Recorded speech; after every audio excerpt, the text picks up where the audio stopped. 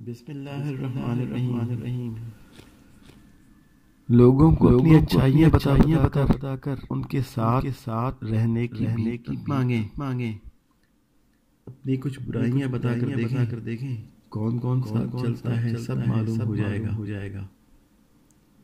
ان لوگوں کے ساتھ گزارا ہو سکتا ہے جن کی طبیعت خراب ہو، مگر ان کے ساتھ نہیں جن کی تربیت خراب ہو۔ مٹی کا اور رشتے کی قیمت بنانے والے کو ہی پتہ ہوتی ہے، توڑنے والے کو نہیں۔ غلط ہو کر خود کو صحیح ثابت کرنا اتنا مشکل نہیں ہوتا جتنا صحیح ہو کر خود کو صحیح ثابت کرنا ہوتا ہے۔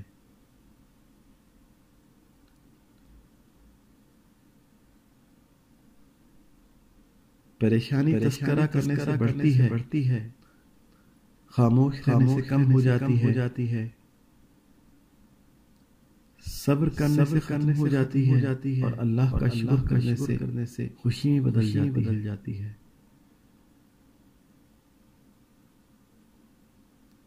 جس دن تم نے دنیا سے چھپ کرنے والے گناہوں کو چھوڑ دیا، اس دن ان گناہوں سے خود بخود تمہاری جان چھوٹ جائے گی جو تم سے دنیا کے سامنے صادر ہو جاتے ہیں۔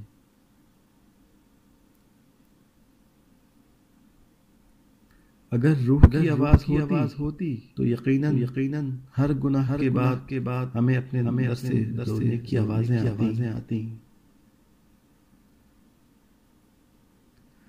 تین چیزیں انتہائی مشکل ہیں: راز کو راز رکھنا، بے عزتی کو بھول جانا، اور فرصت کو صحیح استعمال کرنا۔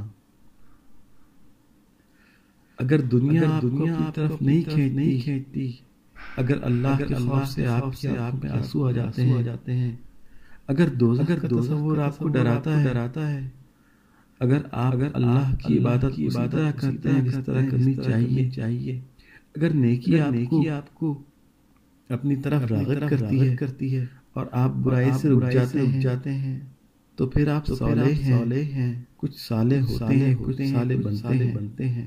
صالح ہونا قسمتی کی بات ہے۔